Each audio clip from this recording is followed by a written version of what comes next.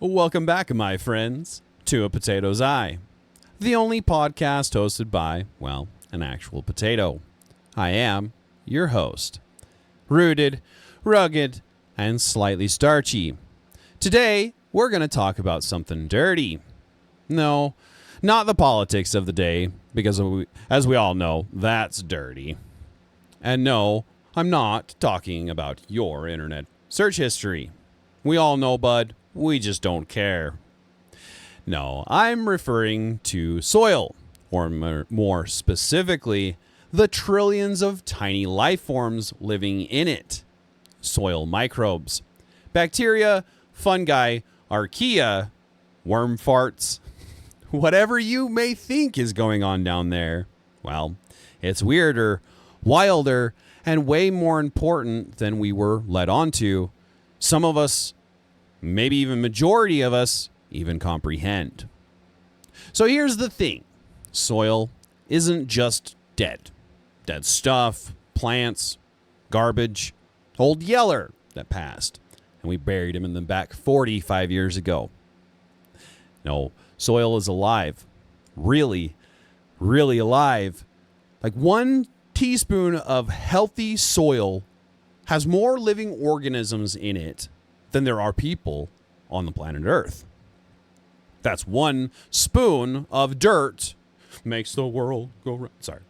That's 1 spoon of dirt holding a microscopic Woodstock or Coachella of fungi, protozoa, bacteria, and quite possibly your future therapist if we ever figure out how to talk to microbes. Because let's face it, they've been around for a lot longer than we have and probably understand the human mind better than we do. And the way that the world's been going lately, I would be surprised if they don't. So basically, we are up here arguing about Twitter while there's an entire civilization down below running the entire show. Taking crap or not giving a crap about politics. Pun intended. So let's meet the microscopic overlords that live in our soil. Well, first up, there's bacteria. The builders and recyclers. Some fix nitrogen, which is crucial for plant growth. Where some require more than others, all plants need nitrogen. Other bacteria eat toxins, playing a vital role in environmental cleanup by consuming and breaking down pollutants, this process called bioremediation. These microorganisms utilize toxins as an energy source or degrade them. You smell funny, and your mom, she was toxic. Oh, not like that, sorry. Effectively removing harmful substances from the soil. This natural detoxification process helps to restore healthy soil ecosystems and mitigate the negative impacts of pollution. So respect to the good bacteria of the world. Next is fungi. The fungi of the world. These are like the underground internet. Literal fungal networks called mycorrhizae connect plants to each other. Plants then can utilize these fungal networks to swap nutrients, gossip, and possibly start cults, a lot like people, other than the swapping of nutrients parts. We all know what we decide to do. Archaea, the ancient little weirdos who thrive in extreme conditions for millennia, make bacteria look somewhat basic with what they do for us. And then there's actinomycetes, the reason that soil smells amazing after the rain. That smell, that scent, what causes it, you might ask? Well, my friends, you don't want to know, but I'm going to tell you anyway. That is soil microbe pee. Yes, urination. Known as geosmin, being the main contributor to petrichor, that smell after the rain. Now, isn't that exciting? Now you'll never forget it. You're welcome. Shoot, you'll probably forget it. Everybody forgets everything nowadays. Memory is so ridiculous. So what is the point of the microbial rave underground? Well, everything underground organic wise, is going to be broken down by microbes. So, pun, they take the crap. They give the crap? I don't know. They turn fecal matter into nutrients. Sorry. By secreting enzymes that break down complex matters into simpler forms, they then can absorb for energy and nutrients. They can also make those nutrients available to roots. These microbes break down plants, animals, and release the essential nutrients like nitrogen, phosphorus, and potassium so that the plants can absorb them. They can help plants resist diseases. Beneficial microbes like bacteria and fungi compete with pathogens for nutrients and space in the soil surrounding plant roots. Soil microbes, store carbon.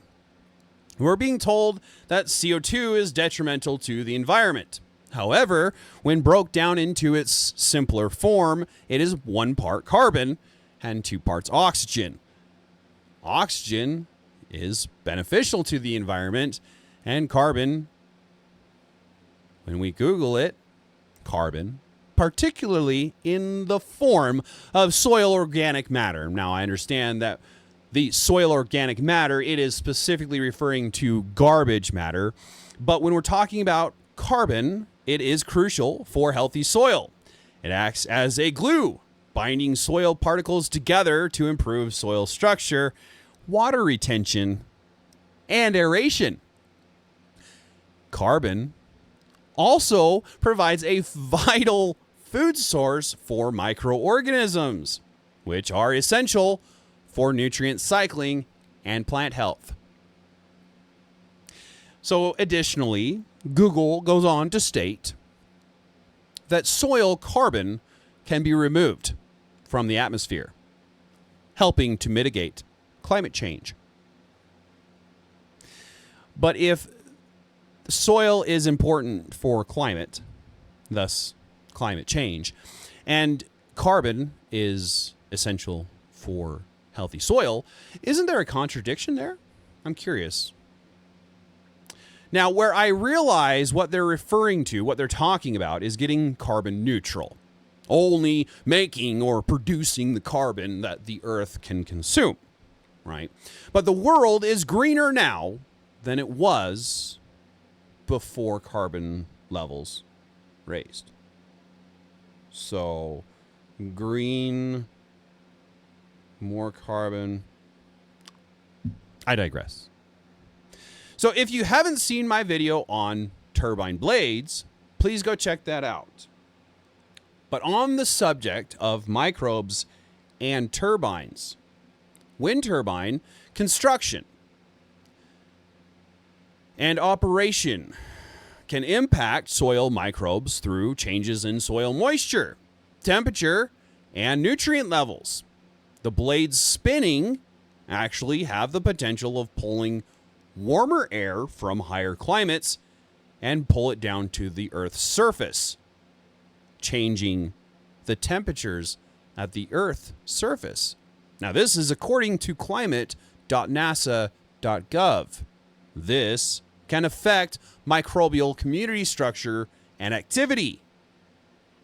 Construction activities can also lead to soil compaction with road construction and maintenance, which would then also lead to further erosion because there's no plant life to hold the topsoil in place, further impacting microbial habitats. Going further into turbines, the noise from said turbines may also indirectly affect soil microbes by altering the behaviors of larger soil organisms like earthworms, which play a vital role in soil health. Because if there's a vibration above them, they're going to change locations. If they change locations, the nutrient cycling comes to an end. That dirt, that soil, dies. So microbes are like Earth's janitors, doctors, farmers, and IT department, all wrapped up into one tiny little package. Without soil microbes, We, my friends, are toast. And not the avocado kind, because without plants, there's no avocados for toast. I'm talking about just ceasing to exist. Poof. Gone with the wind. So here's the catch. Humans, right? We all know we are really good at killing things we need. Pesticides, they kill microbes. They kill bees. They kill beneficial insects. Tilling, well, again, destroys their fungal networks, destroys the nutrient recycling, and over-farming starves them of those nutrient cycling processes. So going further into how we people detriment the environment, fungicides, while traditionally thought of as less harmful insecticide, some fungicides have been shown to have a direct toxicity to bees, our biggest pollinator, and even can inhibit the ability to grow beneficial fungi in their digestive systems, because there's good and bad on both sides. Fungus, bacteria, there's all good and bad to all of it. Now, this is according to Penn State Extension, the fungicide part, not the second part, sorry. So the growth of beneficial fungi in the digestive systems is according to Penn State Extension. So basically, we're walking into their tiny microbial homes and flipping tables like we're on a reality show, and we don't give a crap. We do give a crap. We're the ones who... Welcome to Soil Wars, Human Edition. Spoiler alert. Everybody loses if we continue down that path. So let's get off of the doom and gloom for a second, and let's talk about some weird Some fungi can hunt and trap worms using microscopic lassos. Yes, you heard me right. Lassos. Like, get him up, cowboy. They will trap them in place, making their nutrients available to plants. Or they will digest them and then utilize the nutrients in other ways. Soil bacteria invented antibiotics. Penicillin, streptomycin, all of it is due to the good bacteria. So again, respect to the good bacteria. There's even a kind of microbe that eats oil spills like it's snack time. Just eats the shit up. So why are we not discussing more about microbes for environmental cleanups? Why isn't that more mainstream? And one microbe can even survive space, literal outer space, if you believe in that. So these tiny little things are amazing, keeping the world spinning and growing while we're up here ignoring them. So here's where things get a little heavy, right? Not so much in tone because I'm a goof and I try to keep it as light as possible, but heavy in carbon. Soil stores more carbon than all of the plants and the atmosphere combined. Healthy microbes equals more carbon trapped in the ground. That equals better nutrient cycling, better nutrient-filled plants. Thus, meaning better for the people, making people better. Well, better as in healthier, because y'all are weird. I don't know if it'll make you better. I'm weird too, so don't get me wrong. I'm just saying. But if we're talking about carbon released, at that point in time, that's dead soil. We're talking about hello climate chaos, hello climate destruction, right? We're talking about climate change, quote unquote, right now. But the way that we're talking about climate change right now is nothing compared to if we have dead soil. If all of the soil has no longer ability to grow plants, we're talking about dust bowls. Have you ever seen Idiocracy? Shoot, that's like the first comedy that's ever been made to become a documentary. If you haven't seen it, I strongly recommend seeing that. It's so funny and scary. So yeah, if we want to talk about really fighting climate change, maybe we should start talking about flirting with the fungi of the world. Are potatoes considered fungi? So what can we do? What can you do? I'm just a tuber underneath the surface. I can't do a whole lot. You don't have to become a soil wizard overnight. But there's some things that you can do, such as compost. Feed the soil. Don't toss your organic garbage in the dumpster. Compost it. Do your best to allow it to decompose naturally. If you have space, you can even produce your own fuel and heat source with a biogas digester. And we will go into composting and biogas digesters on later videos. But ditch the chemical fertilizers. There will always be an organic alternative. Where those organic alternatives may not be as effective in the moment, there's a greater, it's less likely that they're going to be detrimental to your DNA, to your health. Organic is the best way to go. That's why we'll be digging into biogas digesters and composting for organic fertilizers. Plant diverse stuff. Indigenous plants are your best option for soil retention because they are, well, they're indigenous to the area of you. So they were born, if you will, in that spot, which means they are the best growers in that area. They'll have feet worth of root system to hold the soil and build it with the soil organisms. But corn and beans even are good. They'll hold the soil and you can eat them. Where grass, we can't eat. Well, there's so many nose rings nowadays that we put on cow and swine, right? Maybe, I don't know. With all the vegetarians these days, maybe, I don't know. I'm not a vegetarian. I like my meat. I like feeding my cow the grass. I don't like eating the grass. So personally, I say plant gardens, not grass. But on that, don't kill your earthworms. If you see them, relocate them. They're like the Uber drivers for nutrients. They'll carry good nutrients from good soil into not great soil and build that soil for you. On that note, leave as much soil as you can undisturbed. The longer that it stays in one place, the longer the microorganisms have the ability to build that soil.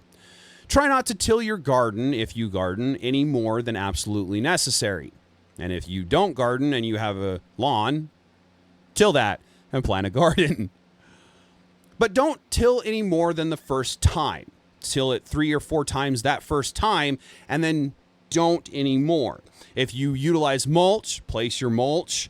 If you don't utilize mulch, try to be as good as you can in organic insightfulness when it comes to insecticides, pesticides, and weeding processes, fertilizer, that kind of thing, right? Treat dirt with dignity. What's the word I'm looking for? I can't stress that. Shoot, I got so much stress. How did I forget that word? I cannot stress it enough. Treat dirt with dignity. It's more than just the brown stuff underneath your feet. It is literally what makes the world grow. Greener and greener. If we want to talk about green, we need to talk about soil health. We need to talk about the building of ecosystems, not the building of things that could potentially be detrimental to those ecosystems. So if you've ever felt small, if you've ever been called small, if you've ever been called micro, just remember, these guys are smaller. And yet still saving the world while we forget to hydrate. The world we call micro is full of tiny, tireless workers just trying to keep things spinning while we doom scroll on our phones tablets or computers, or whatever we use to escape the craziness of the world these days. And we all know it's crazy. This has been a Potato's Eye, the only place where microbiology and sarcasm go hand in hand. Subscribe, share, so others can laugh at me or with me. And for the love of microbes, don't till your land into a dead zone. Until next week, I'll be back next week. Stay rooted. Don't be afraid to be a little weird, but don't be too weird. The world is weird enough as it is. Keep your eye open. And as always, remember your Second Amendment rights inside of the United States more now than ever. We need to hold on to our ability to defend ourselves. For those outside of the United States, stop giving up your rights. You guys are important. Your rights are important to everyone, including across the seas here in the United States. Your rights are important because as you lose them, our rights seem to fall right after. Fight for your right to party. Sorry. Anyway. Fight for your rights to be a actual free citizen. No matter where you are in the world, we all need to stand together. As always, take care of each other and take care of yourselves the best way that you know how. And for now, the Potato signing off.